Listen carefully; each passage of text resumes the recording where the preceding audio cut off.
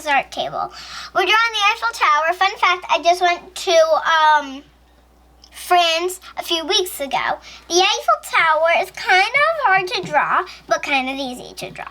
But I feel like if we work on it, we can work on it and do it together. I'm actually going to start by making an arch, just a tiny one, and then put in 2 things here.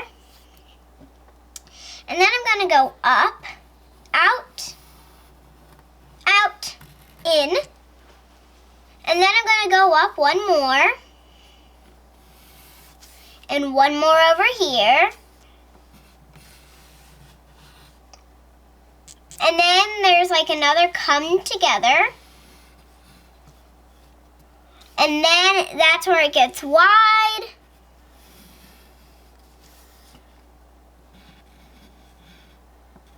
And then the top. It kind of looks like a beret on the top if you think about it. I feel like I might just cut the top short like that. And then I'll just erase this part when it's time to erase the pencil line. Now I'm going to go over it with marker. If you're wondering when we're going to do the lines, I'm going to do that in marker actually. Because it's going to be too hard to trace. But if you don't want to do the lines and you want to leave it like this, you can. Definitely you can.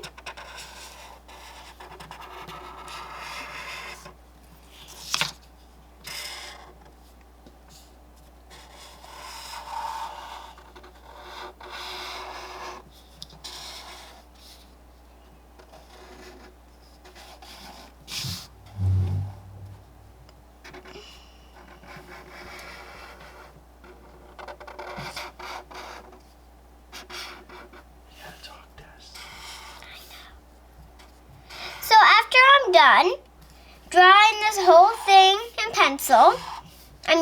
in marker, I am going to, now that we're done drawing the whole thing, it's time to draw the lines. The lines on the Eiffel Tower kind of look like that.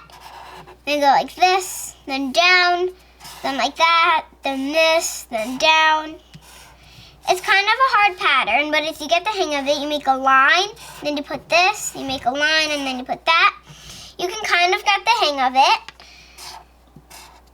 It's kind of hard to do, but if you say that you can do it, you'll definitely be able to do it. Even I'm forgetting how to do it, and I just created up a way.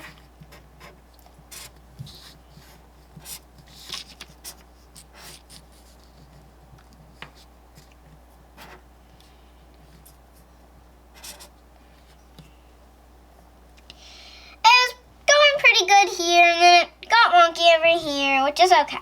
Now time to do it here. Remember, this is air. We're not going to color in the air. That's air.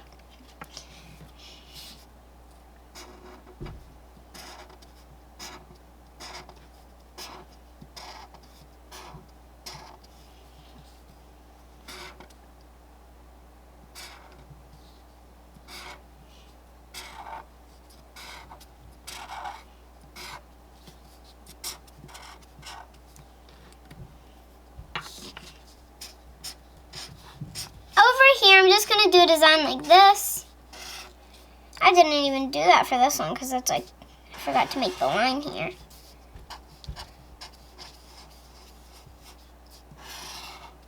There we go. And then this part.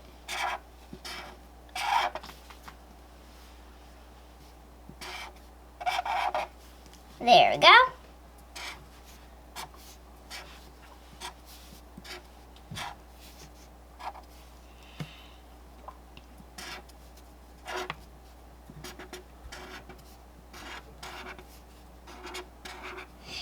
Remember, I had the Olympic rings when I was there, so I'm going to put the Olympic rings on it. You don't have to do this part, it's just an add-on. If you want to, you can. I think that's pretty good. I think the pencil line is going to be very hard to erase because how big it is, so I'm kind of just going for the pencil.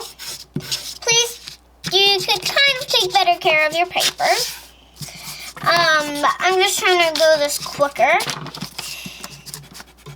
I definitely have to erase the pencil up here, though, because it's going to look like a hamburger at the top. They don't erase that. All right, the Eiffel Tower. The Olympic rings, when I was there, they were red. So they're Olympic rings. They are for the Olympics. If you've seen Simone Biles, I think she's a phenomenal gymnast. And then there was red. I think the order went red, yellow, blue. When I was in Paris, I'm not really sure. You could call it Paris, Paris, France, City of Love. And then I have this color, and it's kind of like a bronze. Is this pink? Nice pink there. Anyways, I have this, and I have a dark brown. I feel like this is a better bronze color for the Eiffel Tower, so why don't we go ahead and color it in. Oil pastels can be very messy, so I'm trying to go quick with this so that it can't get too messy.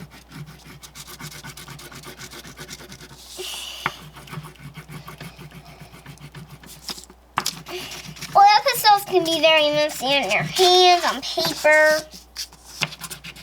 So you gotta be careful when you're using the oil pastels.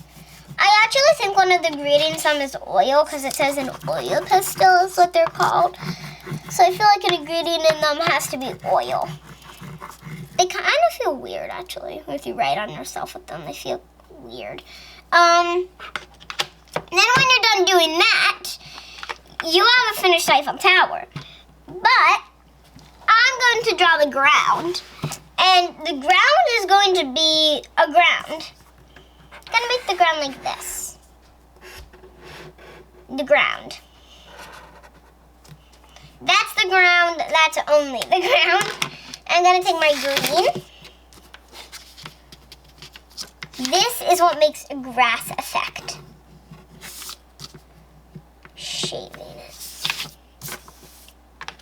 Once you do that, now add a beautiful bright sun at the top.